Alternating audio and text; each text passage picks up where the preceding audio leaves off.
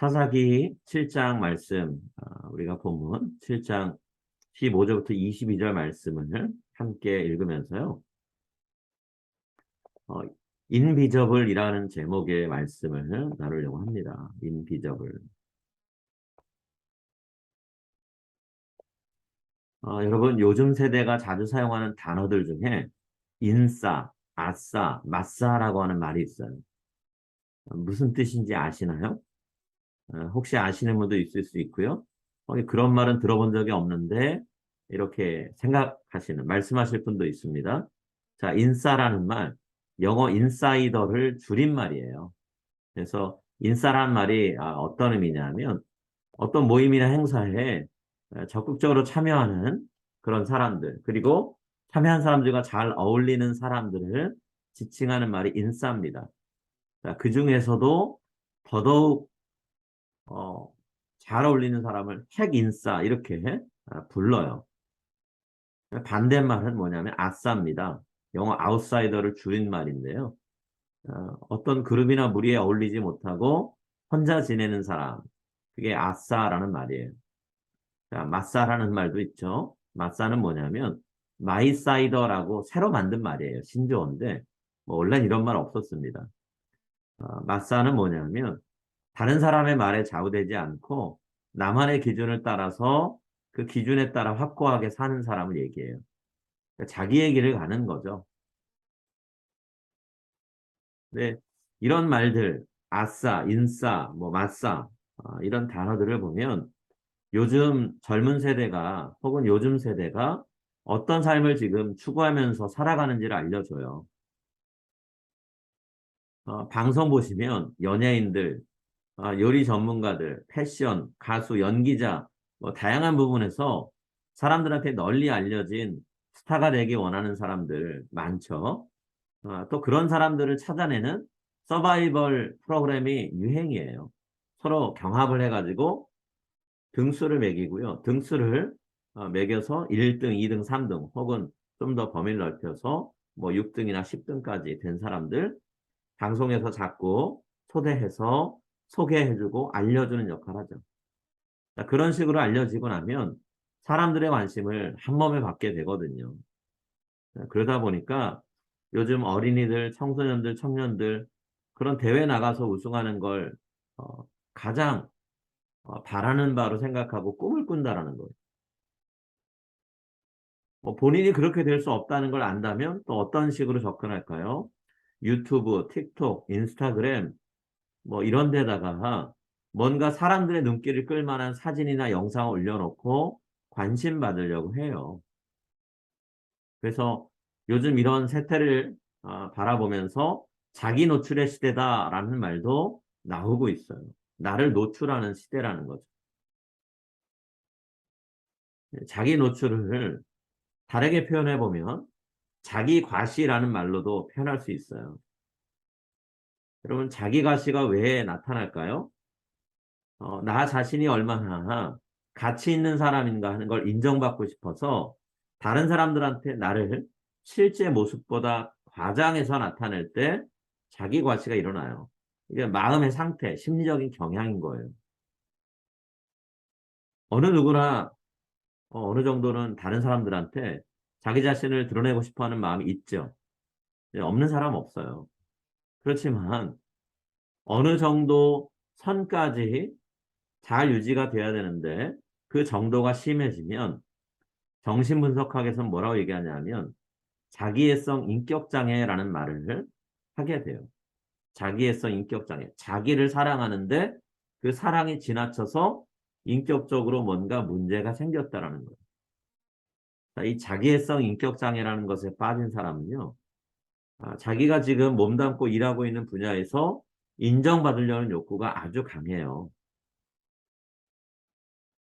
또 주변 사람들한테서 존경받고 관심 받으려고 애쓰거든요. 자기 자신이 최고라는 사실을 늘 확인하고 싶어서 안달해요. 그렇게 되지 못하면 실망하고 열등감에 사로잡히기 쉽다라는 거죠. 그래서 어떻게든 성공하고 높은 지위를 얻으려고 하는데요. 그러는 과정에서 다른 사람이 이루어 놓은 어떤 일이나 업적들, 다른 사람의 능력을 이용해 먹는다라는 거예요. 안타깝게도 오늘 기도원의 모습에서 그런 경향을 발견하게 돼요. 기도원은 처음에 미디안 족속과 싸울 때 그들과 싸워서 이스라엘 땅에서 이 미디안 족속을 몰아내야 된다라는 하나님의 명령을 들었을 때는요. 정말 지나칠 정도로 위축된 모습을 보였어요. 두려움이란 단어로밖에는 기도원의 모습을 표현할 수 없었잖아요. 그런데 하나님의 말씀이 이제 눈앞에 현실로 나타날 수 있겠다라는 확신이 들고 나니까요. 그 다음부터는 180도 다른 모습을 보이기 시작을 해요. 자, 좋은 모습도 있고 그렇게 되지 않았어야 되는데 라고 생각되는 모습도 있는데요. 어떤 모습이냐면 사람들 앞에 나서서 승리를 확신하는 말을 하는 것. 이건 굉장히 긍정적인 거죠. 15절 말씀 제가 읽겠습니다. 기드온이 그 꿈과 해몽하는 말을 듣고 경배하며 이스라엘 진영으로 돌아와 이르되 일어나라. 여호와께서 미디안과 그 모든 진영을 너희 손에 넘겨주셨느니라 하고 백성들 앞에서 지도자가 우리 이건 확실히 이룰 수 있는 겁니다 라고 말하는 건 나쁜 일 아니죠. 좋은 일이에요. 하나님께서 약속하신 내용인데 그것을 명확하게 선언한다? 아주 긍정적인 일입니다. 자, 그 다음에 확신 있는 말을 하고 기도는 또 뭐 하나요? 자기와 함께 전쟁을 치르게 될 300명의 군인들한테 앞으로 어떤 일을 해야 되는지 명확하게 지시까지 해줘요. 16절 말씀에 그 내용이 있습니다. 300명을 세 대로 나누어 각 손에 나팔과 빈 항아리를 들고 항아리 안에는 횃불을 감추게 하고 자, 여기까지는 기드온이 전체 군대를 이끌어야 되는 리더니까 당연히 전쟁 치르기 위해서 할 수 있는 일이라고 생각이 돼요. 그런데 그 다음에 지시하는 내용부터는요. 기드온이 시간이 지나면 지날수록 점점 더 자기 자신을 드러내고 백성들의 군인들의 주목을 받으려고 한다는 인상을 지울 수가 없어요. 17절과 18절 말씀입니다. 그들에게 이르되 너희는 나만 보고 내가 하는 대로 하되 내가 그 진영 근처에 이르러서 내가 하는 대로 너희도 그리하여 나와 나를 따르는 자가 다 나팔을 불거든 너희도 모든 진영 주위에서 나팔을 불며 이르기를 여호와를 위하라 기드온을 위하라 하라 하니라. 자, 우리가 방금 읽은 17절 18절 이 두 절의 말씀에서요. 기드온이 나라고 하는 표현을 부쩍 많이 사용하는 걸 우리는 보게 되죠. 나라고 말하면서 백성들이 기드온을 주목하게 만들고 있어요. 게다가 또 뭐라고 얘기하나요? 나만 봐. 내가 하는 대로 해. 라고 말하고 있어요. 또 미디안과의 싸움은 여호와를 위한 싸움이기도 하지만 기드온을 위한 싸움이기도 하다라고 하면서 군인들한테 여호와를 위하라, 기드온을 위하라라고 외치게 만들고 있어요. 마치 하나님과 기드온 자신을 대등한 위치에 놓고 이야기하려는 것처럼 보이죠. 여러분 기드온이 기대했던 바대로 이루어졌을까요? 그렇게 되었죠. 기드온과 함께 했던 300명의 군인들 기드온을 주목했어요. 여호와를 위해서 싸운다라고 말할 뿐만 아니라 기드온을 위해서도 싸운다라고 외치면서 전쟁터로 나아갔다라는 거예요. 20절 말씀 우리 한번 같이 읽겠습니다. 20절입니다. 세 대가 나팔을 불며 항아리를 부수고 왼손에 횃불을 들고 오른손에 나팔을 들어 불며 외쳐 이르되 여호와와 기드온의 칼이다 하고 기드온은 지금 군인들의 이목이 자신에게 집중되고 자신의 말과 행동에 모두가 따르길 원하고 있어요. 리더를 따르는 건 따르는 사람들에게는 당연한 일처럼 보이죠. 그런데 기드온의 지금 의도는 단순히 지도자로서 백성을 이끈다를 넘어서서 모든 관심과 이목이 나에게 집중돼야 돼라는 마음이 점점 커지고 있는 거예요. 근데 솔직히 얘기해서 이 미디안과의 전쟁에서 기드온이 한 일이 그리 대단한 일이 없잖아요. 기드온이 주목받고 싸울 만한 뭔가 관심받을 만한 행동을 한 게 없잖아요. 기드온과 같이 싸우는 군인들 선택한 거 기드온이 했나요? 아니죠. 여호와 하나님이 하셨잖아요. 기드온이 300명밖에 안 되는 군인들을 이끌고 13만 5천 명의 미디안 군대와 싸우게 된 거 기드온 자신에게 애초부터 용기가 있었기 때문인가요? 그렇지 않잖아요. 본래 기드온 두려움에 휩싸여 있었죠. 하나님이 반복해서 싸우면 이기게 해준다라고 말씀하셨지만 그 말씀 믿지 못했던 사람이잖아요. 기도원의 믿음이 대단해서 그래서 확신 가운데 전쟁을 시작한 게 아니라는 거예요. 오히려 하나님이 기도원에게 믿을 만한 증거를 반복해서 보여주셨기 때문에 기도원의 마음이 설득되었고 돌이켜진 거죠.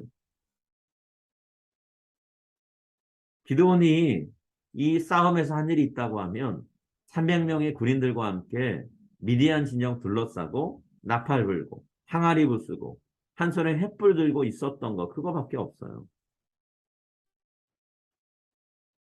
미디안 족속과 싸워서 이길 수 있었던 이유는요. 하나님이 이스라엘 백성을 위해서 싸워주셨기 때문이에요. 좀 더 구체적으로 말하자면 하나님이 미디안 족속이 서로 칼로 찌르고 싸우게 하셔서 혼란이 크게 일어나서 도망칠 수밖에 없게 만드셨기 때문이라는 거예요. 기드온과 군인들이 칼 들고 싸워서 직접 적군을 베어서 이긴 게 아니라는 거예요. 21절, 22절 말씀입니다.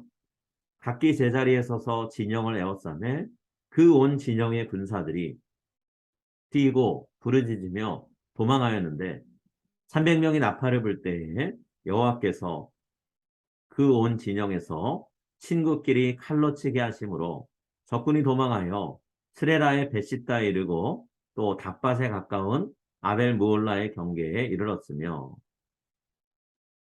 여러분 기드온은 지금 하나님께만 돌려줘야 되는 승리의 찬사를 기드온 자신에게 향하게 만들려고 하고 있어요. 하나님이 영광을 받으시는 것처럼 자기도 영광 얻기를 원했다라는 거예요. 이스라엘 백성이 왜 7년 동안 미디안 족속에게 정복당하고 지배받으면서 살았나요?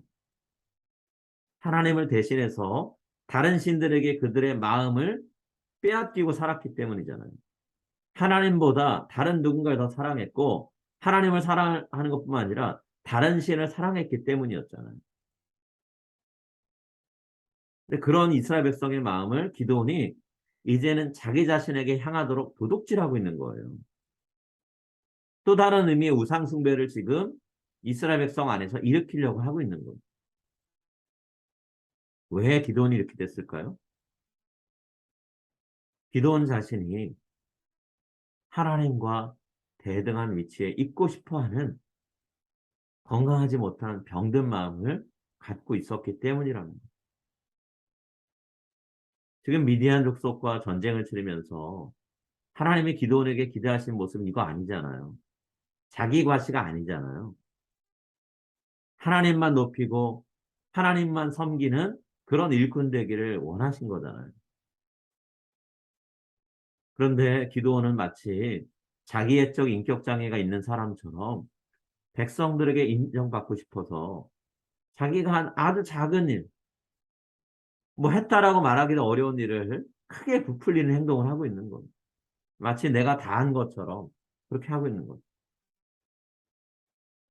오늘 우리가요, 사람들한테 주목받고 싶어서 소위 인싸, 핵인싸 되려는 이 시대 문화에 물들면요, 언제든지 우리도 기도원처럼 말하고 행동할 수가 있는 거예요. 어쩌면 우리가 이미 그렇게 하고 있는지도 몰라요. 그래서 아담과 하와 시대부터 계속 저질러졌던 자기 과시, 하나님을 부정하는 죄, 이것을 저지르며 지금 살고 있을 수도 있다는 거예요. 하나님이 하신 일인데 내가 한 것처럼 포장하는, 흔히 말하는 숟가락 얹기 하는 거 우리가 할 수 있다는 거예요. 근데 하나님이 찾으시는 사람은 그런 사람 아니죠. 하나님은 하나님보다 더 드러나는 잘난 영웅을 찾고 계신 게 아니고요. 하나님을 가장 앞에 나서시게 하고 그 뒤에 자신을 감추고 숨어 있는 진짜 영웅들을 찾으시는 거예요. 이런 영웅들을 요새 뭐라고 부를까요? 인비저블이라고 부릅니다. 인비저블. 말 그대로 인비저블은 보이지 않는 이란 뜻이죠. 이 표현을 뉴욕타임즈랑 월스트리트 저널 같은 잘 알려진 그리고 많은 사람들이 읽는 잡지, 신문사에 글을 기고하는 작가인 데이빗 즈와이그라는 분이 쓴 책 제목에서 나왔어요. 인비저블. 자, 이 책을 쓰신 데이빗 즈와이그라는 분은요. 잡지나 신문 기자들이 쓴 기사가 있으면 기자들이 글을 쓴다고 해서 모든 게 다 사실에 근거한 게 아닐 수 있죠. 그래서 이것이 사실인지 거짓인지 확인해주는 검증 전문가, 팩트 체커로 일한 경험을 바탕으로 이 글을 쓴 거예요. 자, 팩트 체커가 사실관계를 확인해주면 비로소 기사가 잡지나 신문에 실릴 수 있어요. 자, 그때 그 신문 기사 누구 이름으로 나갈까요? 팩트 체커 이름으로 나갈까요? 아니에요. 기사를 작성한 기자 이름만 나가요. 검증 전문가, 팩트 체커 이름은 언급조차 되지 않아요. 그렇지만 검증 전문가가 하는 일은 아주 중요한데요. 신문이나 잡지에 실려 있는 기사들, 그 기사들이 믿을 만한 내용인가 결정짓는 중요한 일을 합니다. 또 그런 글을 실는 해당 언론사가 믿을 만한 언론 기관인가 아닌가를 판별하는데 중요한 역할을 해요. 이 팩트 체커, 검증 전문가처럼 자기를 드러내지 않고 무대 뒤에서 묵묵히 자기 할 일만 하는 사람들, 이런 사람들을 가리켜서 이 저자가 뭐라고 불렀냐면 인비저블스라고 불렀어요. 인비저블스. 요즘처럼 자기를 드러내고 알리기 바쁜 시대잖아요. 그런데 오히려 자기를 뒤로 감추고 있는지 없는지도 모르게 일하는 사람들을 얘기하는 거죠. 특히나 이 책을 쓰기 위해서 전 세계 곳곳을 다니면서 수많은 인비저블들의 이야기를 듣고 이 책에 그 내용을 정리해서 담았어요. 자, 수많은 인비저블들은 어떤 사람들인가요? 다른 사람의 찬사, 보상 이런 거에 관심 갖지 않아요. 무명으로 남아 있고요. 그렇지만 자기가 일하는 직업 부분에서 고도의 전문성을 갖고 일하면서 그 일 자체가 이루어지는 걸 보면서 깊은 성취감을 느끼는 사람들이에요. 자, 예를 들면 이런 사람들이 될 수 있죠. 외교관보다는 유엔 동시 통역사들이에요. 외교관은 눈에 띄는 사람들이에요. 그러나 동시 통역사는 거의 눈에 띄지 않습니다. 들러리처럼 보여요. 자, 수술을 진행하는 의사가 아니라 그 옆에서 환자의 건강 상태를 수시로 체크해주는 마취 전문이에요. 건물을 멋지게 짓는 스타 건축가가 아니라 그 건물이 지어질 때부터 사용될 때까지 안전한지를 체크하는 초고층 빌딩의 구조 전문가들이 누가 건물을 지었는가는 사람들이 주목하지만 그 건물이 무너질 수 있는지 아닌지 무너지지 않게 해서 어떻게 지어져야 되는지 이런 거 체크하는 구조 전문가 알려지지 않죠. 그러나 그분들이 없으면 안 돼요. 자, 제가 방금 말씀드린 그런 뭐 유엔 동시 통역사나 마취 전문이나 구조 전문가나 이런 분들이 실수를 저지르잖아요. 그러면 이분들이 속해 있거나 섬기는 조직은 대참사를 맞는다는 거예요. 이분들이 제대로 일을 안 하면 큰일 납니다. 자, 반대로요. 이런 분들이 일을 완벽하게 해내잖아요. 그분들이 있는지 없는지도 사람들은 몰라요. 보이지 않는 존재로 남아요. 여러분, 대부분의 사람들은요, 일을 잘하면 잘할수록 사람들한테 더 많이 관심받아요. 인정받아요. 존중받습니다. 그렇지만, 인비저블들은 그렇지 않아요. 인비저블들이 많은 사람들에게 드러난다. 수면 위로 모습이 드러나게 됐다. 그때는 언제일까요? 뭔가 잘못됐을 때. 이 책을 쓴 저자는요, 이런 인비저블들이 이 땅에 수없이 존재하고 있기 때문에 남들에게 눈에 띄는 일을 하는 인싸도 존재할 수 있다라고 말하고 있는 거예요. 진정한 영웅은 인싸들이 아니라 인비저블들이다라고 저자는 말하고 있어요.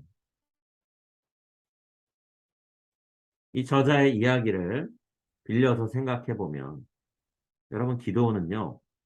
사람들에게 주목받고 인기 얻는 인사이더가 되려고 하기보다는 인비저블이 되려고 했어야 되는 거예요. 하나님이 인싸가 되시고 핵인싸가 되시고 기도는 철저하게 뒤로 물러나는 인비저블, 보이지 않는 존재가 되었어야 됐죠. 그런데 기도는 그렇게 하지 않았어요.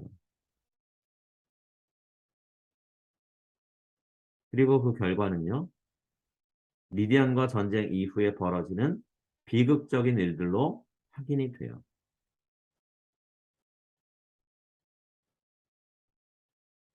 여러분 오늘 우리가 하나님 말씀 기도원이 전쟁을 치르는 모습을 읽었는데요.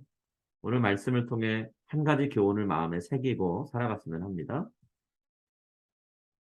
우리가 이 땅을 살아가면서 모든 사람들의 관심과 존경은 하나님이 받으시도록 해야 돼요. 그리고 우리는 하나님 뒤로 모습을 감추고 성실하게 묵묵히 우리가 해야 될 일, 우리에게 주어진 일을 감당하는 인비저블이 되어야 돼요. 그럴 때 정말로 우리의 존재 가치가 드러나게 돼요. 보이진 않지만 없어서는 안 되는 소중한 존재, 인비저블로 살아가는 저와 여러분이 될 수 있기를 기도합니다. 하나님만이 드러나시고 하나님만이 인정받고 하나님만이 주목받고 하나님만이 예배의 대상이 되시는 참 하나님을 바라보는 그런 모습 우리가 품고 살아가고 하나님 저는 주님 뒤에 조용히 가려져 있겠습니다. 겸손하게 우리의 자리를 찾아가는 그런 우리가 다 될 수 있길 이 시간 간절히 바라고 기도합니다. 우리 이 시간 같이 기도하겠습니다.